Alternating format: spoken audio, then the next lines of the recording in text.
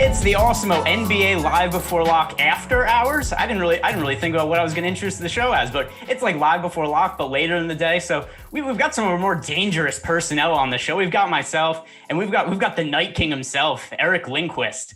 Eric, we've never done a show before. This is a new experience for me, new experience for you. But I like how this feels. I like new. I like this feeling, buddy. How you doing? I mean, wow. Can't set that up any better. Dude, it's great to be on a show with you. I mean, you've been crushing it here for a while. It's nice to tag along here for a nice little easy 2-game slate that we'll break down and take a look at. Got some interesting stuff going on right now in the main slate. I think there's a lot of Dwight Howard tilt going on. We've got some Tony Bradley love. There's just so much that's going down here early on, but hopefully give the people some late swaps if they need it. So let's hit on that really quick because there is some chalk that's doing less than optimally. Let's say that. So Dwight Howard, I have a lot of Dwight Howard today. I assume you as well. Did you end up coming in overweight to the field or underweight to the field on Dwight Howard? And what kind of late swaps are you making, if any, with what's going on with Dwight Howard? He's actually kind of having an okay game at this point. I know that a lot of people, when you expect somebody to have, a crazy big fantasy output game, you just start to kind of go nuts when they don't necessarily have 30 fantasy points through 3 quarters. But I mean, if we look at Dwight Howard right now, he is having a little bit of a better game on FanDuel than DraftKings because of the 2 steals and a block. But let's say you have Dwight Howard in a DK lineup right now, sitting dead. Let's say the lineup isn't looking so hot right now. What kind of switches would you be looking to make at this point of the night, if any? I would be looking at making a lot. I think I just did make a lot. I tried to get to some Maladin in some of these dead lineups. Just he ended up being announced starting. Hamidou Diallo is going to be crazy chalk still. I can't imagine many people are still going to get off or react to that news because it did happen way after lock. So I tried to find some of these like 1-2% guys that now actually have some room to maybe bust an upside at very low ownership, because basically it's a game of trying to, like, I have 75% Dwight Howard on DraftKings. So that's very, very hurtful. It's not fun. I put a cap in, made sure that I got it. It's not going to be enjoyable there. FanDuel, I think I'm right at the field. So not as punished over there, especially because he is salvaging a little bit of a line there. But on DraftKings, 75%, I've got to find some pivots to just get off of, like, if I had any Carmelo Anthony, now I have none. I was already pretty low for some of that. I wanted to get to some Derrick Jones Jr., Gary Trent. There are paths to find some cheaper owned guys that if they surpass the chalk, you have a chance to min cash. You have a chance to salvage a little bit of your money, and it becomes cutting your losses on a day like this where one of your highest owned guys just gets obliterated compared to the field, especially with some of these other games that are going off. I can't believe 70-60 in that Indiana game at halftime. I was like, come on, like, let's be serious. And then Sabonis, who's my highest owned play of that game, goes down. So here's something else that I did in some lineups right before we were starting. We're making some swaps. We're going, obviously, Hamidou Diallo no longer starting. It's going to be Theo Maledon starting in his place. Here's something else I think, and this will tie into the late slate as well. Damian Lillard is going to be one of the more popular plays on the slate. He is somebody who I liked a lot coming into the slate and still do. I pivoted some of my Dwight Howard lineups on DK from Damian Lillard to Steph Curry, left some money on the table in those lineups. Just being, if I have some of those lineups that are dead, if you have a chalky Damian Lillard in those lineups, you're not really catching up any points anyway, because not everybody, but he's going to be fairly popular. A lot of people are going to have him, especially if they have an open spot with a lot of salary at this point in the night. So I pivoted to Steph Curry in some of those lineups. I do think Damian Lillard, just on a points per dollar play, is the better play for this slate. But if you're looking to play catch up, there's still obviously massive upside in Steph Curry. It wouldn't be shocking to me if Steph Curry had a better game than Damian Lillard. It's not something I project to happen more than 50% of the time. But I think just in terms of trying to recapture points from a lineup that could be dead, that's a pivot that I was looking to make in some lineups. Is that something that makes sense to you, or is that something you think is maybe a little bit too extreme?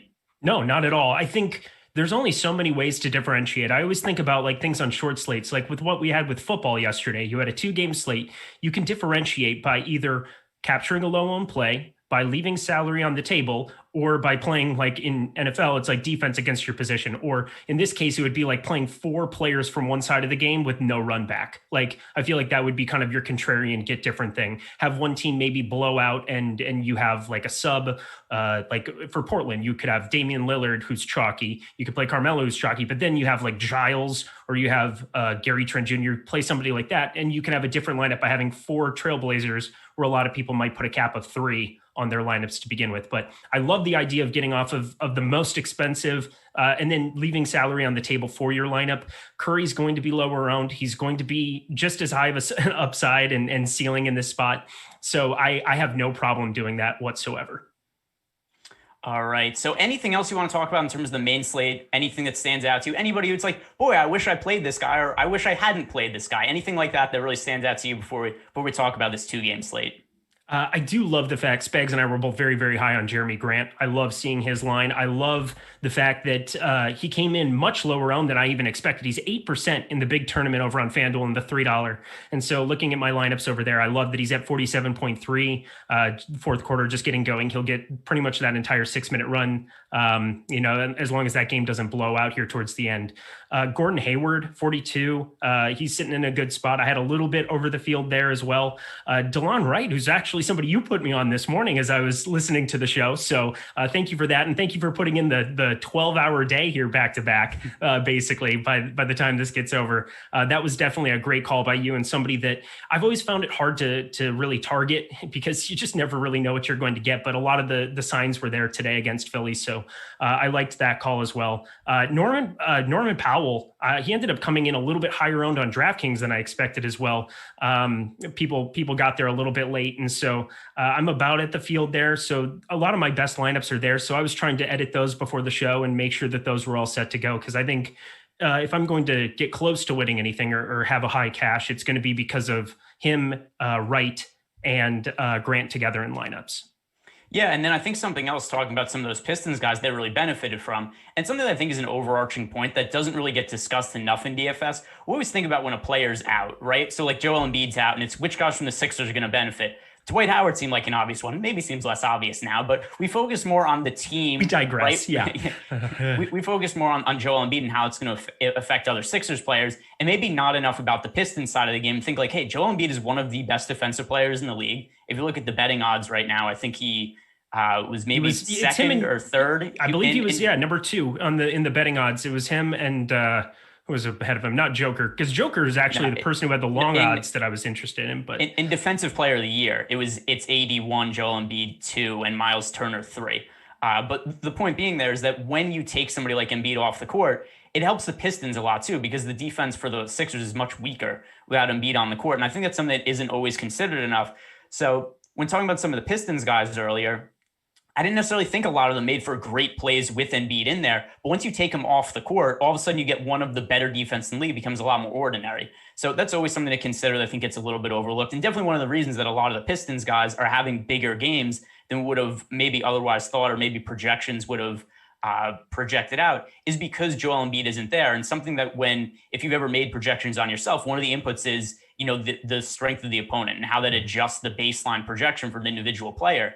But when a key defensive player gets thrown out of the mix, it impacts in a way that's really hard to project for. But you just kind of know that that's then an easier matchup for the Pistons. So I've made a point of starting to go into some of those situations, just manually boost players from teams when a key defensive player from the other team is out. So just kind of a general overall lesson, something that I'm always trying to optimize and think more about. But let's talk about the 2-game slate. You ready for that? Want to talk about the 2-game slate, or should we rehash? I'm loving listening to you. This is great. I think I think what this show should be about is just the ability to go on tangents about things that really matter to making money and to being profitable long term in this, as opposed to like there's people who play this game with the intention of banking, with the intention of getting up top, but there's got to be a process on a day when it doesn't go well to just, instead of saying, oh, screw it, whatever, find ways to get different and move up. And then also having some of this game theory going into a slate where it's like, yeah, 35-year-old Dwight Howard is probably not a defensive upgrade as opposed to Joel Embiid. So I love that point. And I think that's what this is really all about. All right, let's hit on this 2-game slate now. Minnesota Timberwolves taking on the Golden State Warriors. There's actually, for a 2-game slate, only 4 teams, a lot of value for the late slate because we've got some key players who are out. Starting with the Timberwolves here, D'Angelo Russell, he was listed as questionable to play early in the day when I was doing the strategy show, ended up getting ruled out a little bit later in the day. So the number one guy that stands out to me, at least the guy that benefits the most, in my opinion, here is Ricky Rubio. So Rubio, who also himself missed some time, he was in the COVID protocol. We see since Rubio came back, his first game back had a minutes restriction, played 15 minutes. Next game ended up playing 28 minutes. I have Rubio slotted to play over 30 minutes in this spot without D'Angelo Russell. I think that he became one of the stronger point guard plays on the slate, sans Russell. He's going to be a chalk play for the late 2-game slate also. But Ricky Rubio, what do you make of him? And are you at all concerned that he only has 2 games under his belt since coming back from COVID? No, because we have enough. Again, I'm not going to break down somebody's reaction to COVID or how they're going to react in their first game out or how it's coming. But we saw him play against New Orleans the other night, and he looked fine. And I like that he played nearly 29 minutes. He's had a couple days off, or 1 day off, excuse me.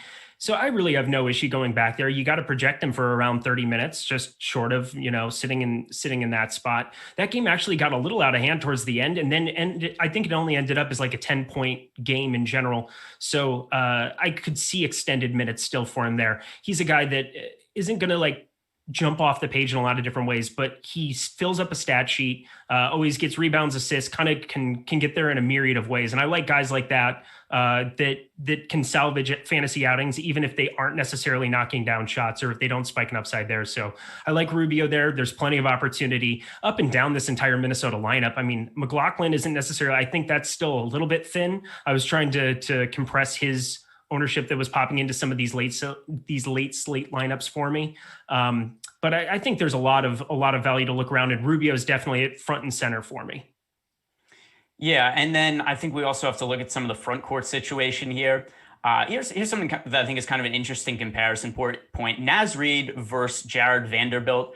These have been the 2 guys who are starting in the front court and both soaking up some of the extra minutes ever since Karl-Anthony Towns went down for Minnesota.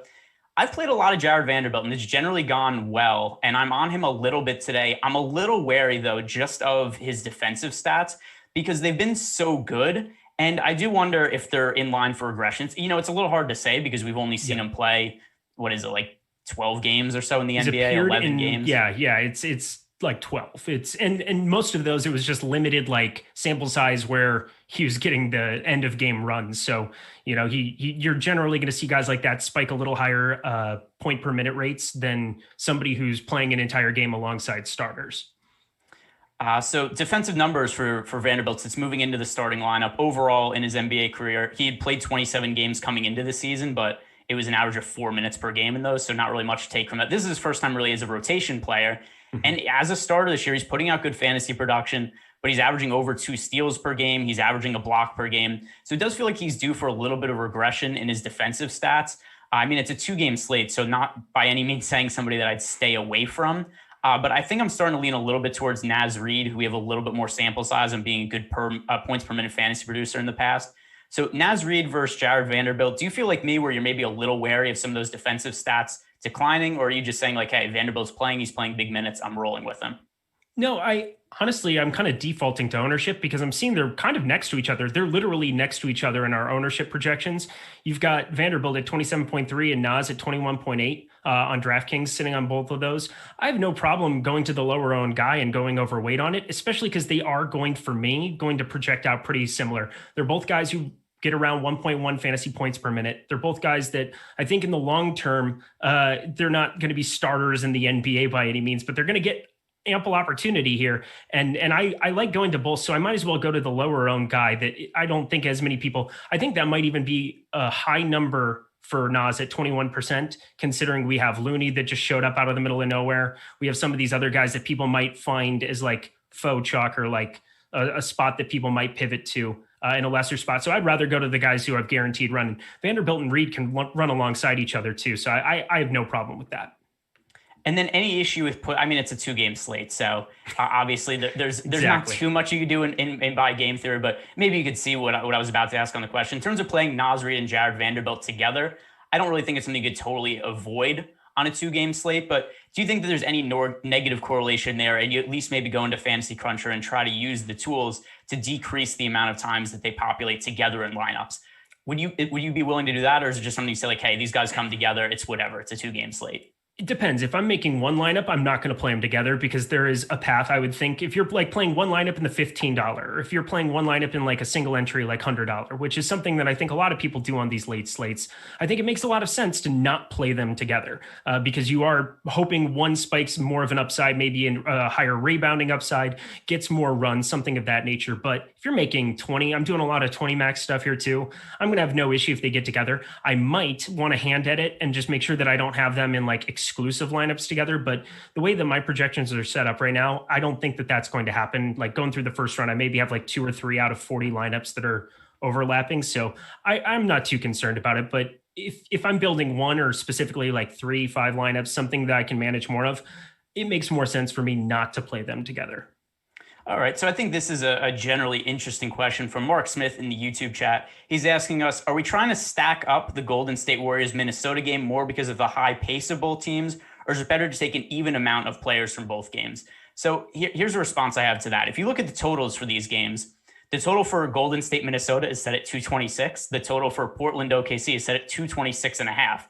So it's actually the lower total of the two games, but overall it's a wash, right? These are two games that we're expecting both to be played, one at a high pace, and then two with basically the same exact point totals. So what I'm really looking at is just who comes out as the overall best plays on a points per dollar basis. Those are the guys that I'm almost always going to be focusing on a little bit from an NBA standpoint, especially on a 2-game slate. And I do think that there is a little bit more value in the OKC Portland game, just because we have CJ McCollum out, we have Robert Covington now out. So the players that I'm getting the most exposure to in the runs I did, it's guys like Carmelo Anthony, Damian Lillard, Gary Trent Jr., who's now starting, Enes Kanter, who I think that even though his minutes weren't really there for him yesterday, in general, good points per minute producer and somebody that we should expect overall to play more minutes with Jusuf Nurkic out. So I'm looking at it more from just who I think are the best value plays, and that's mostly coming from Portland for me. How about for you? Are one of these games, do you think it's better for you to stack, or are you just kind of playing whoever are the best guys? That's who ends up in my lineups. Probably more of the latter. I don't think it's contrarian on a 2-game slate to stack it up, especially not in some of these bigger tournaments or in small field stuff where, you know, if you're playing in like a $50 single entry or $100 single entry or something like that. I think stacking a game makes a lot of sense for a slate like this because, you know, if one of them goes off and you have all the pieces of it, sure. But my big thing is that it's hard to identify specifically which pieces of a game stack are going to go off as opposed to playing the point per dollar numbers game. Like it's a lot easier for me to look at the projections and say like Steph Curry, 9,200, like, you know, I'm projecting him around early 50s. Like it's a lot easier for me to look at something like that and know that even if he puts up 45, I'm not going to have any issue with him probably on this kind of a slate because 45 is going to be a high output. And the only person who can really burn you in that price range on this slate specifically would be Damian Lillard if somehow your lineup, you couldn't afford him, or if Shea went for 55 and you didn't have him. But like, you want to go for the best plays per dollar overall, especially when you have both of these games that do set up to shoot out. You have value from both. It would be hard for me to not want to get pieces of the value from each of these games because they are so good and they are so deep and trying to combine and find it that way rather than just like saying, hey, I'm purposely going out of my way to stack this up. Yeah, and I'm going to add something else there with all the value there. It's not difficult at all because I saw somebody asking me in the chat is Shai, Curry, Lillard worth the upside. It is not difficult to fit just all the studs in the same lineup for this. You should almost like make that your primary build. Like that's what I'm trying to figure out. So on FanDuel, I'm having a tough time piecing together what I want to do with this late slate because it's so easy to fall into what quote unquote is the optimal lineup. Like it's so easy to like look at it and try to figure out, okay, I have to leave $1,000 on the table, or I got a pivot off of a center play like Kanter where it's zeroed out and go to Naz Reid and then roll with the rest of the lineup in spots.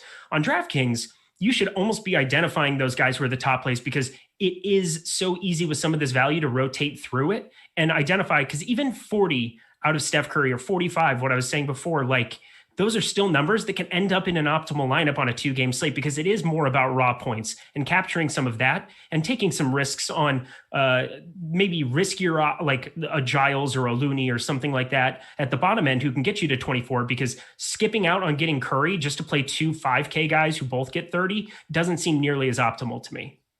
Yeah, and then I think the other thing too, and by the way, I'm generally a proponent of stacking games on 2 and 3 game slates because a lot of times it's difficult to find value on those small slates. And then that's how you capture the most upside possible, where it's, hey, if one of these games end up being really high scoring and shooting out, without much pricing value, that's another way to potentially find upside. Now, the reason this slate is different from those slates is because despite it only being 2 games, we've got a million players out. So there's all kinds of cheap guys that we could look to roster. Exactly. So I don't really see this as the same as being a 2-game slate like most other 2-game slates. I mean, even for the full slate, which ended up being 9 games, was really 11 games, then 10 games ended up being 9 games.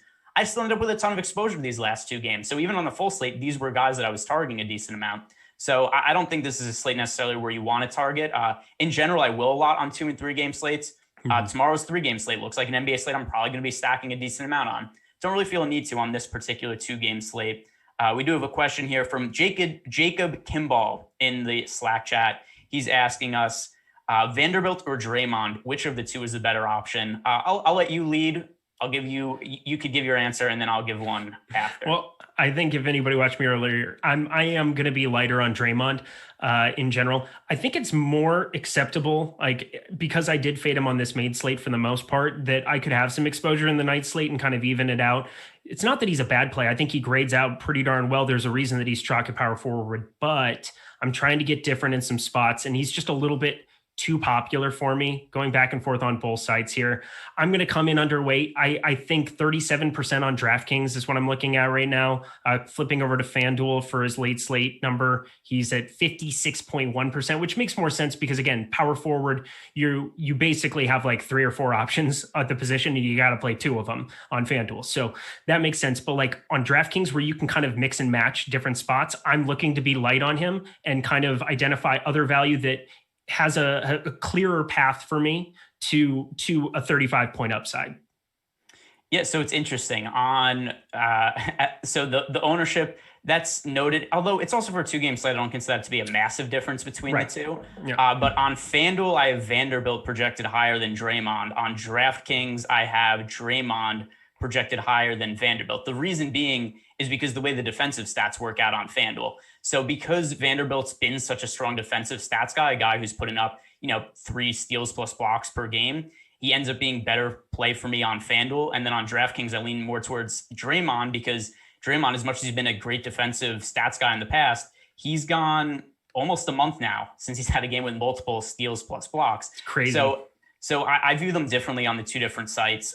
Jacob didn't give us a site-specific question, but that's how I would answer. I lean towards Vanderbilt on FanDuel. I lean towards Draymond on DK. So would there be any factoring, and I guess this is a question for you from me, what are you doing in terms of like, I am more interested in Draymond Green with Wiseman now in that second unit, and it makes me more interested in Wiseman because I think Wiseman has the opportunity possibly to have higher usage, higher run in this situation. As long as, I'm worried about the minutes. That's about the only thing I'm worried about. But I think the opportunity is a little bit better for Wiseman.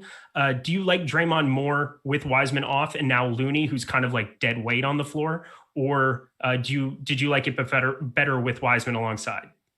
So we just jump right to the Warriors part of the game. I think that's a good transition there. So just to mention the news in case anybody missed it, James Wiseman, who has started center all season for the Warriors, he is coming out of the starting lineup, and we now have Kevon Looney starting at center for Golden State. I don't really think this is going to impact Draymond all that much. Draymond's already been a really low usage player this year. I'm just going to bring up his individual usage. It's been horrendous. He's had a couple games where he's been under 10%. So there's no issue in terms of like I didn't think his usage would go up, but like rebounding opportunity, I'm not sure what it is alongside Looney. I didn't look that part of it up. That news broke right before we got on. So I don't know. Something tells me that Draymond might have a better path at this point now with Wiseman in the second unit, where Wiseman might have been eating up a little bit more of those boards, but not anything that like on a 2-game slate I'm like factoring in that heavily. So I'm just going to bring up the numbers really quickly and see what they say. My gut feeling is, and I don't even know why I need to give out gut feelings because I'm about to have the numbers in front of me, but I just got to stall for time as I bring the numbers up. I can't imagine. A long way to go. Yeah. I can't imagine that Wiseman being off the court has all that much has a massive difference in Draymond Green. His block, it's actually funny is I have to assume that there isn't all that much to it. He is scoring a couple more fantasy points per 36 minutes with Wiseman off the court, but it's just been because of a boost in defensive stats. And it's also a sample size of 114 minutes. So fairly low. Yep. But yeah, it looks like this is going to have if you buy into the defensive stat change, a minor change in Draymond Green, but not something that I'm really weighing all that heavily. To me, the bigger news here is just what does this overall do for the individual fantasy value of Kevon Looney and James Wiseman? I think that we should expect Looney to play more of the minutes at center, I think. Wiseman's also, he's really struggled so far in his rookie season. Mm-hmm. And we've seen Draymond definitely get frustrated with him on more than one occasion. Also, what to led the point Draymond of ejection, that's always fun. Got Draymond ejected because he was yelling at James Wiseman during the game, and the ref thought he was yelling Honestly, that's my him. favorite Draymond Green moment by far. Yeah, for me, it's kicking dudes in the balls, but whatever. Oh, he did do a lot of that. Him and Grayson Allen, they're really good at that. Yeah, I mean, I don't know if it was like a video game that's his special ability where he gets like a star. It's like, oh, look at him, nut kicker. Yeah, it's called FIFA. So Draymond, it's not going to impact it's not going to have any impact in how I project Draymond with Wiseman being off the court. What do you make of Looney starting over Wiseman? What do you think this does to Wiseman's minutes? I'm a little afraid he actually gets pinched from the rotation altogether tonight. Wow. Okay. I hadn't really considered that. I mean, I think it's a downgrade for his minutes, but it might be an upgrade in his opportunity if he comes out and plays well. Like if Wiseman gets the second unit run and starts strong and like kind of takes over. I mean, I'm assuming he'll probably be along if Curry comes out at like the 4-minute mark or something. Curry's been playing a lot of like fuller minutes in the first quarter, but like it'll be Oubre, him and Wiggins. Like one of them when Curry comes off the floor. Like if Wiseman can get it going in those minutes, he has a chance to still like see more opportunity. Like I would think more usage and more opportunity there. But like, God, I am worried about the minutes now. If you take 4 or 5 off of his rates and where he's at right now, he's just way overpriced and it's going to be an issue. I hate to say you could see it go both ways, but like, I could absolutely see this go both ways. Looney also, I don't really have him. I've got him at like 17 minutes right now. I don't think it's going to be like a crazy difference maker for him to like get run or be like crazy in play on this slate. Like, again, it's 2 games. He is super cheap at the min or near the min. So I don't have a problem having some shares, but like not somebody I'm looking to be like overweight to. All right, so we do have a quote from Steve Kerr about the starting lineup change. He said that he's just going to flip Kevon Looney and James Wiseman's role. So if we assume that to be the case, in the last 3 games, Looney has played 13 minutes in all 3 of them. James Wiseman in each of those games played 24 minutes, 25. Yeah, something like that. So I'm going to bring it up really quick, but 25 minutes of the last 3 consecutive. So with that considered, I mean, I just assumed 25 minutes for Looney and 14 minutes for Wiseman. Scratch everything I just said, erase it from the record, lock button Kevon Looney over on DraftKings. Yeah, I wouldn't say that makes Kevon Looney a lock button, but I think the big impact there is I don't really want anything to do with James Wiseman, especially considering what his price is. Agreed. Would you still be willing to well, you just said you agreed, so that's going to answer the question I was going to say. Agreed. I was going to say, yep. Would you still be willing to roster save time? Not the case. Save time for the people. We got other pressing matters like crunching some lineups, taking some cues. No, I agree. I mean, Wiseman, I said he's just going to be overpriced if we worry about those minutes, which that quote, not great. So now I'm worried about minutes. 13 doesn't seem like something you want to invest on a guy who isn't 3K. I like how you think we have other pressing matters on a 2-game slate that we have an hour to kill. We have other pressing matters like hanging out with the people, being cool, getting the vibe going, doing the thing. We're going. Pressing matters. Being cool. If it was, I'm 30 years late. I'm 30 years late on that pressing matter. So anything else you want to talk about from the Warriors side of the game? Obviously, Steph Curry. I don't really know how much we could add on him, right? I mean, he's fantastic. He's an obvious play alongside with Damian Lillard. I'll put it this way. We've got 3 guys to pay up for on the slate, right? Damian Lillard, Steph Curry, SGA, Shai Gilgeous-Alexander. Of the 3, how would you rank them in terms of priorities and rostering them? For me, it's Dame 1, Steph Curry 2, and SGA 3. It's not difficult to get to any of them. It's you could easily get all 3 of them into the same lineups on both FanDuel and DraftKings. But in terms of your order of rankings, how would you go with them in terms of priority? Exact same. The one thing I will say is that out of the 3, I think Shai is going to come in the least owned or the least represented out of that crew.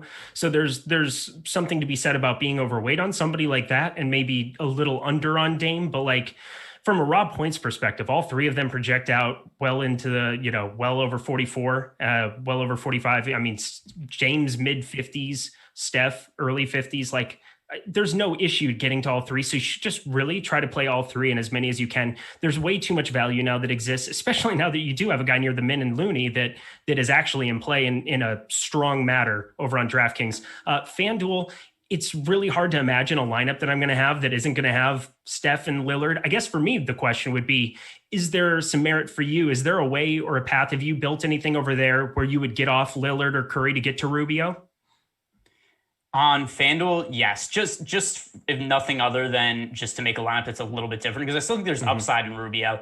Obviously, ideally, if you're just making lineups in Fantasy Cruncher or lineup builder, you're going to get 100% Curry and Lillard. It doesn't matter how many lineups you build. You can build 1,000 lineups until you just run out of lineup combinations. That's how long it's going to take until you get to Rubio. Yep. But just because I do see the upside in Rubio, definitely not a priority play over those other guys. But if you're playing, say, 20 lineups, I would probably make 18 that have Curry and Lillard, and I'd make one combination of Rubio Curry and one of Rubio Lillard. That's pretty much exactly what I have. So I'm happy to hear such things.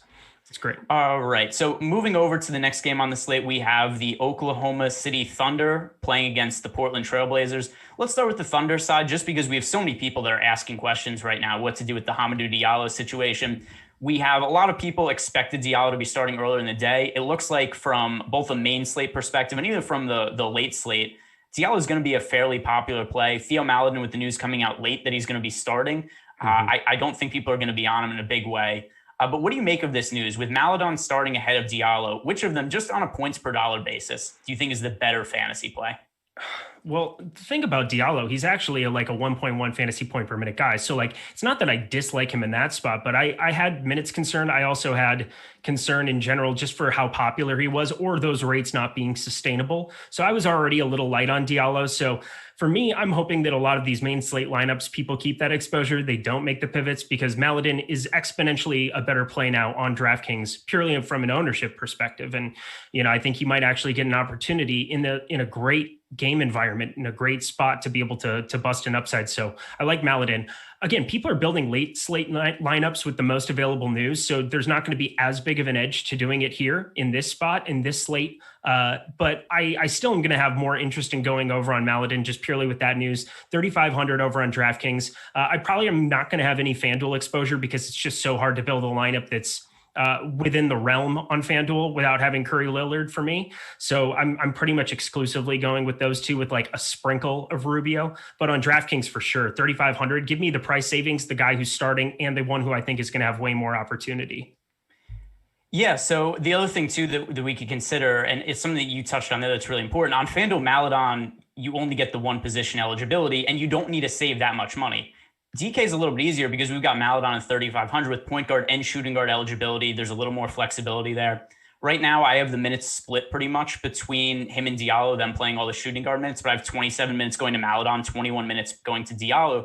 So with that in mind, I do have Maledon as a decently better fantasy play on a points per dollar basis. That's not to say that Diallo isn't in play on a 2-game slate, but Maledon to me is the much higher priority play. I think he plays more minutes. It helps that he's in the starting lineup. The other thing to consider too is if this is a situation where it's a one-sided game in the fourth quarter, I don't think Diallo would be out there in garbage time. I do think Maledon would be. And in general, not something I would weigh all that much. But for a 2-game slate, I think that's something that kind of sways me a little bit more towards Maledon. I think with him being in the starting lineup, there's a little bit more minute security there. Other guys on the slate, we've already talked a little bit about SGA. Obviously, a pretty obvious guy to pay up for, especially with George Hill out, Al Horford also out. So let's talk about some of these starting front court guys. We've got Isaiah Roby and Darius Bazley. Bazley overall, a guy that I think is going a little bit overlooked on this slate. I think that without Al Horford there, we have seen some big games from Isaiah Roby as of late. But Bazley's still a guy coming into the season, was in the starting lineup, got off to a really good start this year before kind of tailing off. Isaiah Roby versus Darius Bazley. What do you make of these guys, and which of these two do you think makes for the better play? You hit it on the head for me for sure. I mean, 4,700 Bazley on FanDuel. I was kind of shocked at how low owned he was coming in for certain things for the main slate, especially on this slate. I'm happy. I mean, I have no problem having the money to get up there. I'm wondering sometimes if somebody is a little bit more expensive over on FanDuel, or if you zero out the salary in a certain way, which is kind of what I'm trying to see, like what the chalk builds are over on FanDuel. You kind of it's kind of tougher in certain ways to get to that 200. And so I am having a lot of my builds incorporate more Baisley for sure. I just like the play. I like getting off of Roby in from an ownership perspective on that. Over on DraftKings, I really don't have any kind of a preference either way. I think they're both great plays. I think I have no problem playing them together. 5,300, he's a little bit more expensive, so might not be as popular there. So a great spot to go overweight on somebody who, again, you said he got out of the gate strong, kind of tailed off here towards the end. But without Al Horford, I'm surprised he hasn't really taken over a larger role now in this offense. It only takes one game in a small limited sample size for that to change and for people to be like, oh, I should have played more of him. So here's an interesting question here. This gets back to Diallo, who we just talked about. Somebody asked, is Anthony Edwards a good pivot play off of Diallo? I'm going to compare the ownership right now. I mean, on FanDuel, I thought Edwards was already a guy that was like pretty strongly in play. 4,500, somebody that really kind of made sense there instead of going to 4,400 Diallo. I think that's something I did in a lot of my builds to begin with. There's been a big spike in shooting volume for Anthony Edwards, where he's gone to like 12, 14, 16 shot attempts in the last couple with all the opportunity there. Now you're removing Russell off of the floor, and he's the number one pick who Minnesota has no reason not to give him extended run, even if it is a blowout, just to like get him the experience, get him some minutes and some reps. So 4,500, I like him a lot more than I like Diallo on FanDuel for 100 more. So the usage rate, to your point on Anthony Edwards, the last 3 games, 34%, 27%, 38%. It'd be nice if he made some of those shots, except it's going to come. I mean, it's good. Yeah. It's good volume. Mm-hmm. I don't necessarily know that it's going to come either, except, hey, if he's going to shoot, if he's going to shoot 20 times, then sure, he can make 6 of them have terrible efficiency and probably still put up a better fantasy game than Diallo. I have Edwards projected higher than Diallo now that Diallo is coming off the bench. So I see Edwards and Diallo as being in a very similar situation. Edwards also lower ownership, higher usage guy. So even if Edwards was higher owned than Diallo for this slate, I would still prefer Edwards. So it's just an added benefit to me now that he has the lower ownership. So to answer that question, yeah, I think that Edwards does make for a really good pivot play off of Maledon. Off of Diallo. Mm-hmm. Some of the other guys here that we have not yet touched on, really just one of significance. Lou Dort, somebody who I was on in a big way in the playoffs last year. Haven't really rostered him much this season, mostly because the price has been there. He's not a guy who, like in NBA DFS during the playoffs when I liked him, he was somebody who was min price and didn't really have ownership. But now we've got Lou Dort as a guy who doesn't really pick up much usage and also no longer has a cheap price tag. He is 5,400 on DraftKings, and then on FanDuel, Dort is at 5,300 or 5,400. Something like that. 4,900. 49. There you go. But either way, I mean, this is a guy who's nowhere near the same sort of cheap play he was before. I think there's better guys to go to. Like on FanDuel, I'd much rather go to Kelly Oubre for the $300 more. He's going to be a lot more popular. I don't care. I have him projected miles better. And then on DraftKings, I also think there's a whole bunch of guys in that price range I'd rather go to. So what do you make of Lou Dort as a play? He's somebody I just haven't been on this season.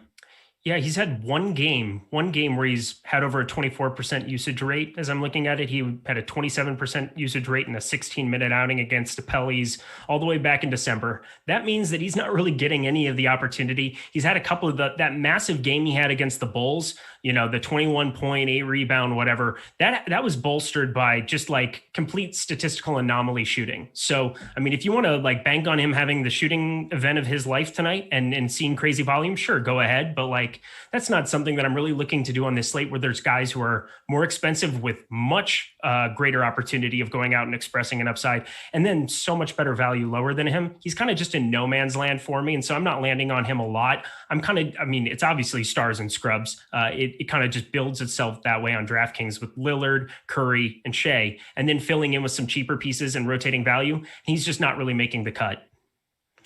So one player we didn't touch on that there was a question on in the YouTube chat, so I think we could circle back and ask about him. From Minnesota, somebody asked what to make of Michael Beasley. I think Beasley's very clearly one of the top plays on the slate. I think I might have said Malik Beasley. But anyway, Michael Beasley's chilling right now. Yeah, he's not up to much. I guess he got a G League contract though. So. Yeah, and he's also got a perm, and he looks like Kelly Oubre now. That's also something he's got going for him.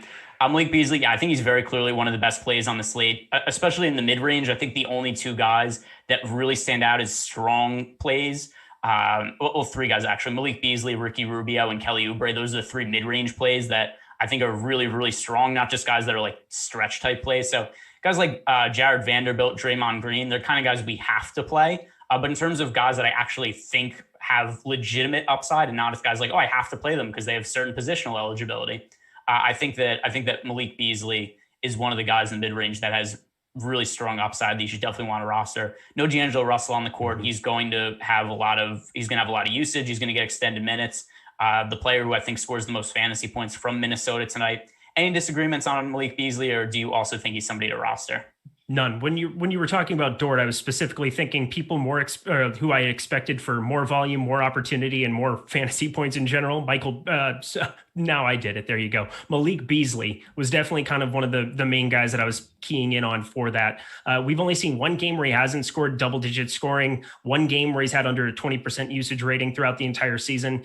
There's no question that like at 6,600 on DraftKings, I can fit him with the other three too, especially with a bunch of these 3K guys and rotating around certain values. So I have no problem getting to Beasley in a bunch of my lineups as well. Over on FanDuel, it is kind of a conversation piece because there is Oubre, Dort, Derek Jones, Josh Okogie, and then Carmelo Anthony of 4,100, who I think might be just extremely popular sitting down there, even on this late slate. And so Malik Beasley makes for a little bit of a contrarian spend up option over there.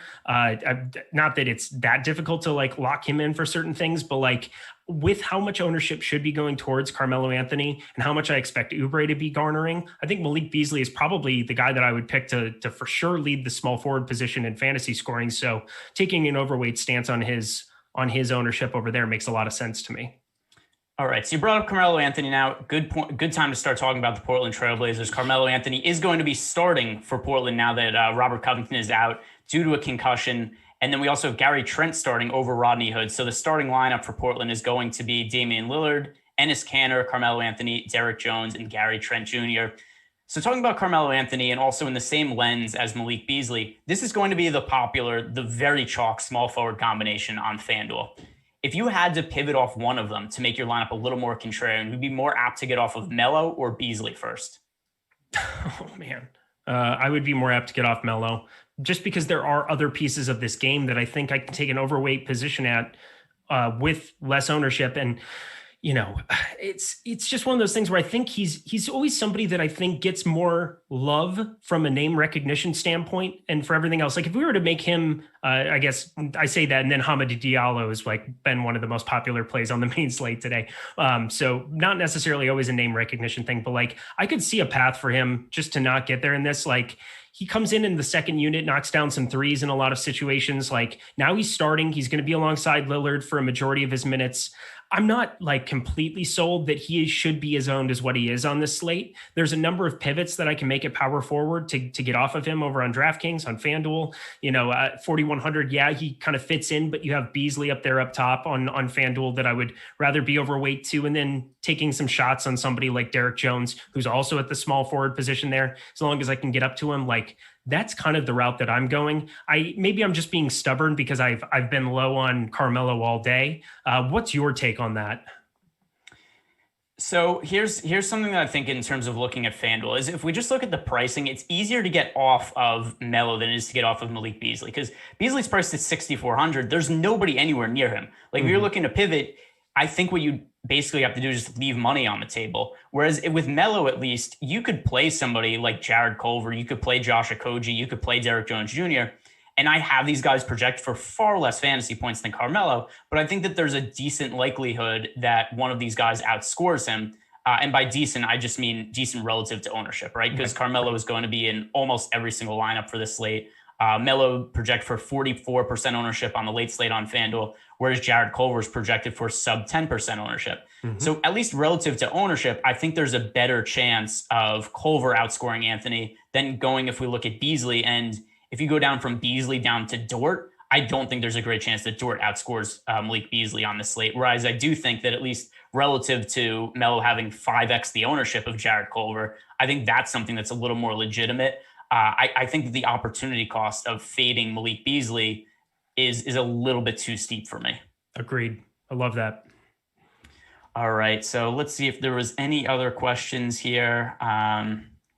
Not really that pertain to this particular game. So let's talk a little bit more then about the Portland side. Damian Lillard, if there's one player who you're going to lock into the late slate, in my opinion, Damian Lillard would be the guy. I don't necessarily think you have to lock him in, but to me, I think that he is the most lockable candidate. I think that Damian Lillard, no CJ McCollum on the court, somebody who we could expect to have a usage rating well over 30%. He's probably going to have to play upwards of 40 minutes, probably somewhere around the 38-minute range. That's actually where I have him projected. And given the usage boost that he gets with no Nurkic, no McCollum, and then just overall the amount of that everything the offense has to run through him, Damian Lillard's the guy I have on the slate project for the most fantasy points. He is the guy to roster at the high end if you're only picking one of them. So any strong Damian Lillard takes here, or just kind of the opposite. It's hard to have just really hot takes here. Yeah. It's the boring, like, where else are you going to spend your money? Like, what would your route be that you weren't going to spend up for him? And basically, the only way that you wouldn't play Damian Lillard on this slate is just to be contrarian in a way where you're leaving a bunch of salary on the table, especially on FanDuel, where it'd be like impossible to not like leave a bunch of money on the table if you didn't play him. But like even on DraftKings, like there's got to be a place that you make that money go to work. And what's his floor? Like his floor could be optimal in so many situations. So like you're basically saying like, do I not want to be over the field on somebody that's like a near lock candidate? Now, again, I hate seeing lock, but like 75% of the time or so, like he's going to be optimal on this type of a slate. So like, just lock in the points. It would take a lot for him not to have an outing that would be at least like garnering the ability to be in the winning lineup. All right. You know what I haven't done in this show? I just realized, hey, guys, like the video, subscribe to the YouTube channel. We're almost at 50,000 YouTube subscribers. Now, I know we got a lot of the diehards in here, right? We got all the degens coming out for the after hours slate. But if any of you are yet to subscribe to the YouTube channel, go do that. Help us on the chase to 50,000 YouTube subscribers. And then also don't forget that you get access to all the great Awesemo Plus tools and content for nearly every DFS sport out there with an Awesemo Plus weekly pass for $29.95. This includes access to all the premium content tools on awesemo.com, including player projections, ownership projections, our premium Slack channel, and much more. Only looking to play NBA? Then sign up for our weekly NBA package for only $16.95. Stop guessing, start winning, join Awesemo Plus today. If for no other reason, then you could join the Slack chat and you can just troll me all the time. There are lots of people that like to DM me and just call me Nerd Ask Greg, ask other random questions. Get in on that. That's definitely something to do. And guys, also, we are at 86 likes, so hit the like button. Let's get us over 100 in short order. And then we could finish talking about this 2-game slate. And we'll also touch on the showdown slate really quickly also. We spent a lot more time talking about the 2-game slate than I thought we were going to be able to. But look at us just stretching here. Just making it work. So the other situation I think we have to talk about here, Gary Trent starting over Rodney Hood. What do you expect from Gary Trent now that he's starting? I do think that he's a better play than Rodney Hood now. And maybe I'm a little snake bitten, but I mean, everybody was on Gary Trent not too long ago when CJ McCollum first got hurt. And obviously at the point in time early in the day, we expected Gary Trent to start. He ended up coming off the bench and played like 13 minutes and sucked that game. I'm sure that's weighing on a lot of people's minds, the failed Gary Trent chalk slate. But with that in mind, are you afraid of rostering Gary Trent, or do you think that he makes for a good value play for this 2-game slate? Yeah, I think he's fine. He's going to grade out well everywhere. 3,600 over on FanDuel. That's really no issue to get to. 4,600, I think on DraftKings is a little bit of a stretch. I just ran a bunch of my numbers here. I have 15% of him going here today. I thought I was kind of expecting to get more, but I think just with how much I'm going to that top end, I'm starting to get stretched and play more guys in the 3K. I have a lot of Jarrett Culver, I have a lot of Kevon Looney, a lot of those guys. And so he's kind of like in the no man's land range on DraftKings for me, where it's hard for me to like envision. He would have to get like 30 minutes, and I still don't see that in the cards for him. He's been coming off the bench in a lot of situations. I know Rodney Hood's kind of the interesting, like 4,200 on DraftKings. He's now cheaper. Like he could come in and run some second unit action. I mean, it's a thin play, don't get me wrong, but like I do see a path of having a sprinkle of him because I think he's going to come in very, very low owned now. We've got some questions here. I answered some of them in the YouTube chat, but we'll see if your answers aligned with mine. No cheating by looking at my answers, though. I'm not stepping away.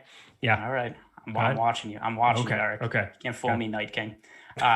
So from the 40 ounce here, he wants to know, who do you prefer as a better play, Derek Jones Jr. or Hamidou Diallo on DraftKings? Derek Jones Jr. for sure, for me. All right, we're on the same page. I don't believe he didn't cheat it. That was a quick answer. I mean, it was no brainer for me. I mean, Eric down on Diallo, up on Derek Jones. All right.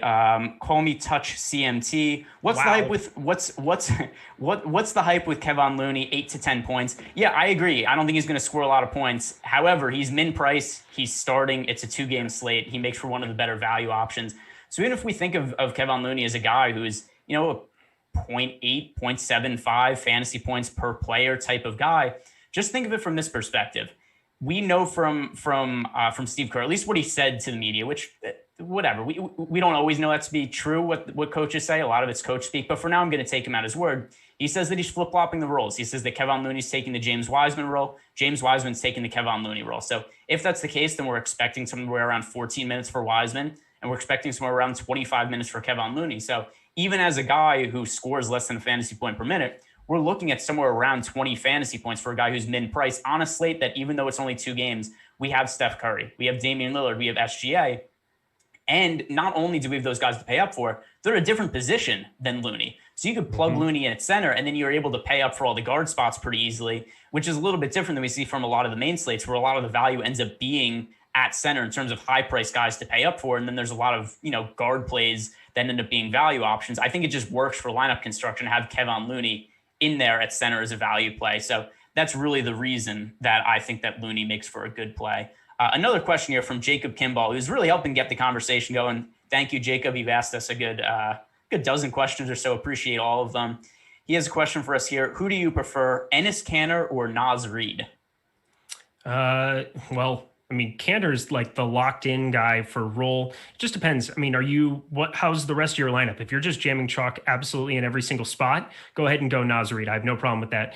Kanter, I'm going to project for much more. He definitely has the locked in opportunity, but Naz Reid, if you've listened to any of the NBA Slate starter stuff, I have like a mandatory, I bring him up every time as a guy who can just get there randomly in any spot. Doesn't really matter what his price tag is. If you were to just like go out and play 30 minutes, there's a definite opportunity for more than 40 out of Naz Reid.